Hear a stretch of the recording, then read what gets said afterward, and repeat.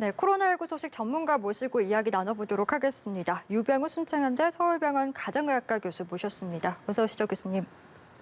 예, 먼저 확진자 추세부터 좀 짚어보도록 하겠습니다. 국내에서 코로나19 신규 확진자 1,487명이 나왔습니다. 주말 검수 건수가 좀 감소한 영향임에도 불구하고 주말 기준으로 놓고 봤을 때 최다 확진자가 나온 거거든요. 쉽사리 좀 꺾이지 않는 모습인데 현재 추세 좀 어떻게 보시는지요? 우선 사회적 거리두기 최고 단계 4단계가 서울 수도권에서 지속됐지만 다시 연장으로 들어갔죠. 사실 이것이 전 지역, 비수도권에서도 어떻게 보면 골고루 분포해서 조용히 전파하고 있기 때문에 한쪽에서만 우리가 잡는다고 해서 될 것이 아닙니다. 예. 특히 비수도권 지역 같은 경우는 수도권 지역의 확산세가 옮겨지면서 어떻게 보면 우리가 풍선 효과가 아니라 이제 아마 탁구, 핑퐁 효과라는 표현을 쓸 것 같은데요. 네. 즉 수도권은 약간 환자가 좀 덜 진단되는 것처럼 보이지만 실질적으로 비수도권에서 증가되고 예. 그러다가 비수도권에서 감소되면 다시 수도권에서 올라가는 그 오르락내리락 시소처럼 하는 것이 지속될 가능성이 큽니다. 앞으로 2주간의 사회적 거리두기 4단계 서울 수도권 그리고 앞으로 강화되고 단일화된 3단계가 비수도권에 진행될 텐데요. 8월 8일까지 진행된다 하더라도 1,000명 이하의 숫자로 떨어지기에는 조금 부족한 기간이 아닐까 조심스럽게 전망해 봅니다. 네, 2주간의 시간을 조금 더 지켜봐야겠습니다만 지금 가장 이제 좀 문제가 되는 부분이 비수도권 확진자가 급증했다는 부분 아니겠습니까? 그 원인에 대한 분석도 필요할 텐데 아무래도 이 수도권 거리두기가 격상되면서 그 풍선 효과로 비수도권의 이런 확진자가 급증했다. 지금 이렇게 분석하는 게 맞다고 보시는지요? 우선은 그 부분이 가장 정확한 것이 이동량을 확인할 수가 있습니다. 우리가 휴대폰이라든지 또는 신용카드의 원래 주인의 지역이 아닌 지역에 사용되는 양들을 추적해 보면은 쉽게 추적이 가능한데요. 예. 즉 휴가가 시작됐기 때문에 이 서울 수도권 지역에서 비수도권 지역으로 가죠. 대표적인 곳이 예전에는 강원도 하면 굉장히 멀게 느껴졌었는데 평창 올림픽 이후에는 KTX 등으로 굉장히 도로나 철도 등이 쉬워져서 강릉이나 양양 원주, 이런 아름다운 곳에 많이 접근이 가능했죠. 예. 그 외에도 전통적으로 우리가 휴가를 많이 가는 이거 부산 지역 등이 바로 그 대표적인 사례가 될 텐데요. 이 델타 변이의 특성, 그다음에 젊은 층에서의 무증상 감염 이런 것들이 더해지면서 이것들이 최근에는 서울 수도권에 있는 분들이 관광 또는 방문 등으로 해서 전파되는 것이 지역 내에서의 지역 주민 간에 전파가 됐기 때문에 예. 어쩔 수 없이 사회적 거리두기 3단계로 일괄적으로 진행되는 것으로 판단이 됩니다. 네, 풍선 효과가 현실화됐다라고 평가를 해주셨는데 오늘 이제 계속해서 연일 정부가 비수도권 거리두기 3단계 격상을 이제 강조하면서 문재인 대통령도 가장 우려되는 부분이 이제 비수도권의 확산세다. 이걸 잡아내야 된다. 이렇게 좀 강조를 하고 있는데 현재 이제 4차 대유행에 더불어서 말씀해주신 휴가철까지 거치면서 불가피한 조치겠습니다만 이 정도 방역 강화면 앞으로 좀 그래도 확산세를 잡을 수 있다라고 봐야 되겠습니까? 어떻게 사실 보시는지요? 소상공인 분들이나 자영업, 특히 식당 하시는 분들은 이미 다 죽었다 이런 표현도 많이 쓰십니다. 예. 6시 이후에 2명, 사실 고깃집 같은 경우 2분 받아서는 굉장히 어려운 그렇죠. 점도 많죠. 그래서 차라리 휴가를 가자. 또 실제로 휴가철에는 이 서울 수도권 지역에 있는 분들이 아름다운 대한민국을 즐기기 위해서 각각 명소를 가는데 제주도뿐만 아니라 이 지역에서 이미 이것이 3단계나 아니면 그보다 더한 플러스 알파의 조치가 진행된다고 하면 실질적으로 사람이 모이기가 어려운 것이 사실입니다. 예. 따라서 이러한 조치들이 더 지속되지 않고 완료가 되기 위해서는 협조가 필요한데요. 우리가 5월 말 6월 중순까지 모호한 메시지들이 있었는데 가장 모호한 메시지가 바로 마스크 관련이었습니다. 예. 마스크를 벗어도 될지 않을까? 마스크 없는 추석 이런 표현들이 있었는데 다시 한번 말씀드리고 싶은 거는 마스크의 착용은 올 연말 내년 초까지 겨울을 지날 때까지는 마스크 착용에 대한 부분은 뭐 된다 안 된다가 아니라 무조건 착용하시는 게 맞습니다.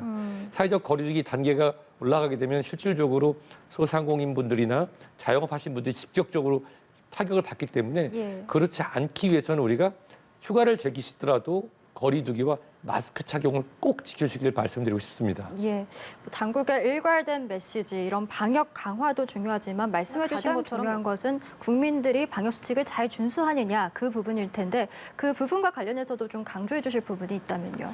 사실 예방접종에 대한 기대감이 굉장히 컸습니다. 예. 우리가 새로운 사회적 거리두기 안은 일종의 완화된 메시지가 많이 있었거든요. 근데 이 완화된 메시지라고 하는 것들이 기대감이 일찍 터지면서 거기에 또 델타 변이라고 하는 예상치 못했던 변수가 오면서 지금 4차 대응이 계속 지속되고 있는데요. 예. 사실 우리가 할 수 있는 방역은 이미 다 했습니다. 국민 여러분들 많이 지쳤고요. 전문가분들이 말씀하는 내용들이 일괄적이기 때문에 마치 양치기 소년이 늑대가 나타났다 하는 얘기처럼 똑같은 얘기가 들리는 부분들 사실입니다. 하지만 원칙이 하나가 있거든요. 우리가 밥을 먹기 전에 또는 화장실 다녀와서 손 씻기를 하는 거는 개인위생의 기본인 것처럼 예. 코로나19는 비말로 감염되기 때문에 더구나 이 덥잖아요. 덥다 보니까 시원한 실내에서 모이게 됩니다. 그래서 이 비말이 더 전파되기 쉬운 환경이 되기 때문에 실내든 실외든 더우시겠지만 마스크 착용에 대해서는 그것이 덴탈 마스크 같은 비말 차단이든 KF94와 같은 아니면 고동도 필터가 있든 그 어떤 건 상관없습니다. 예. 마스크 착용은 꼭 하셨으면 좋겠습니다. 예, 마스크 착용에 대해서 계속해서 강조를 해주셨습니다.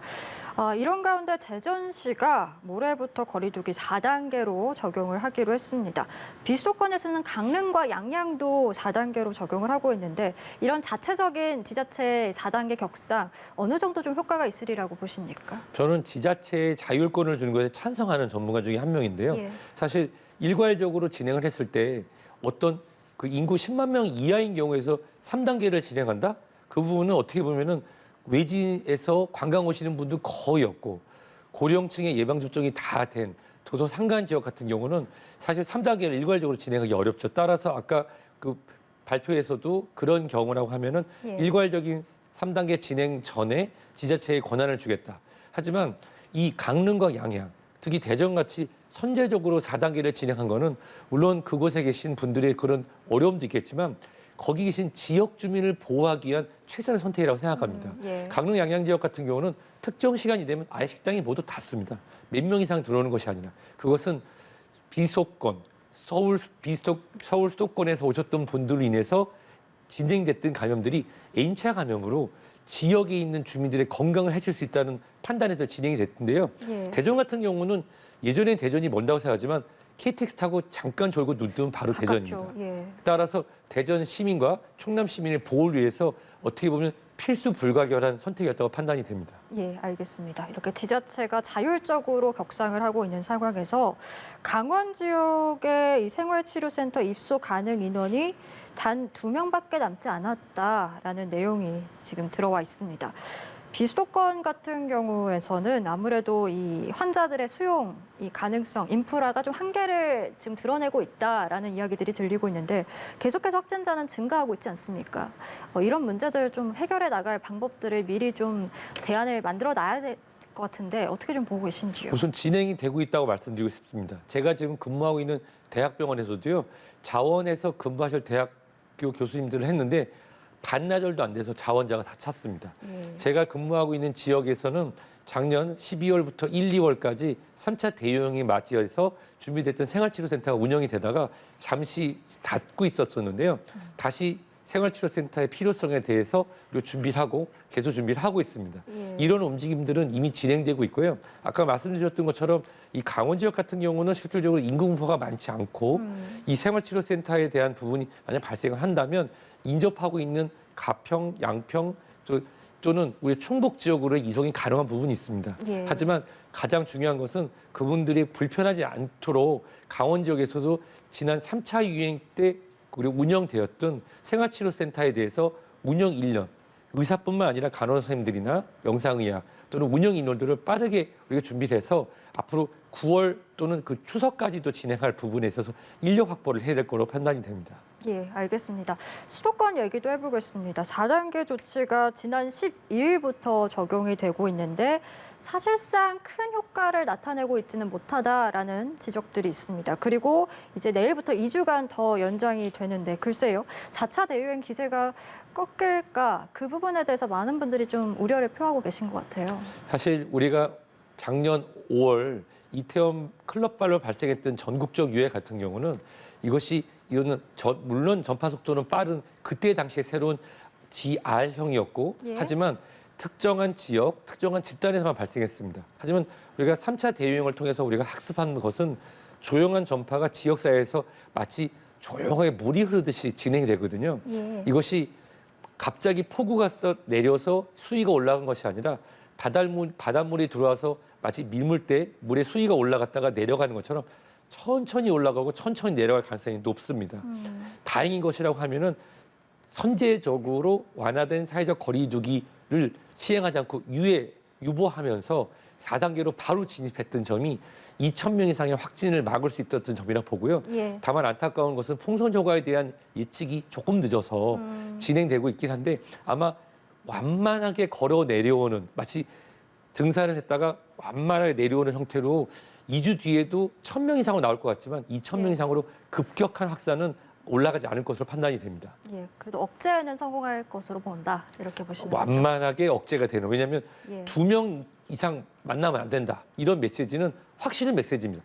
마스크를 벗어도 될 수도 있고 우리가 추석 때는 마스크를 벗고 가족을 만날 수도 있고 이런 메시지는 우리 끝났다. 같이 회식을 해도 된다는 메시지로 6월 중순 말에 오해할 수 있었거든요. 예. 하지만 지금은 2명 이상 안 된다. 안 된다.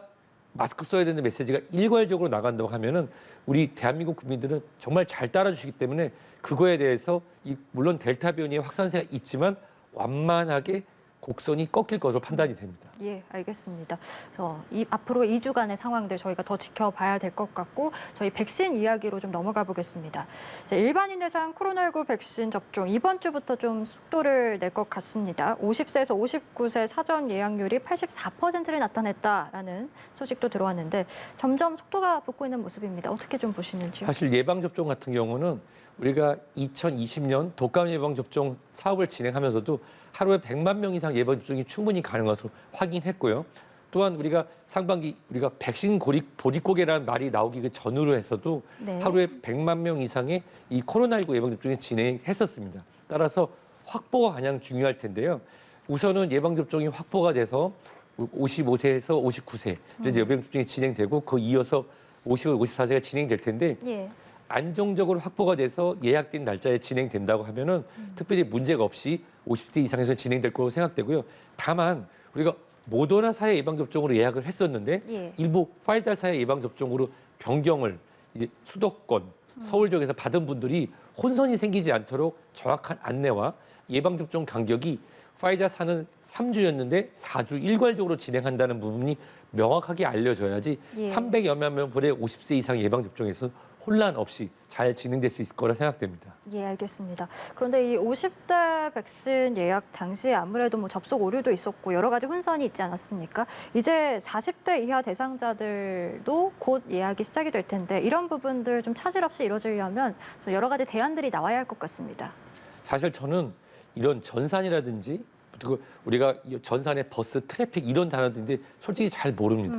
하지만 300만 명 정도가 지난 몇 주 동안 예방접종을 예약하는 데 있어서 목통이나 또 튕겨나감 이런 현상을 얘기를 했다는 것은 무엇인가 문제점이 있어. 예. 그걸 확인할 수 있었는데도 우리가 그걸 확보를 못했다는 것은 충분한 서버라든지 이런 문제가 있는데요. 문제는 만 18세에서 49세까지가 약 2천만 명 정도 됩니다. 예. 이분들이 진행을 하기 위해서는 요일제 또는 우리가 생년월일 그 태어난 일에 따라서 진행을 해서 예약할 수 있는 걸 하지 않는다 하면 또 병목 현상으로 발생할 가능성이 높습니다. 우리나라는 설이나 또는 추석 등에 있어서 이런 열차표 예매라는 시스템을 통해서 이미 잘 하고 있었거든요. 예. 근데 그런 시스템을 우리가 전북 북처에서 같이 배운다고 하면은 이런 문제가 발생하지 않을. 만약에 이런 문제가 또 발생한다고 하는 예. 것은 기존에 있는 문제에 대한 그런 정확한 판단이 안 됐으므로 그런 부분은 일정 부분 책임이 져야 될 거로 판단이 됩니다. 예, 알겠습니다. 백신 예약에 차질이 생기지 않도록 철저한 준비가 필요해 보입니다. 저희 오늘 코로나19 소식 유병우 순창현대 서울병원 가정의학과 교수와 함께 이야기 나눠봤습니다. 교수님 오늘 말씀 고맙습니다.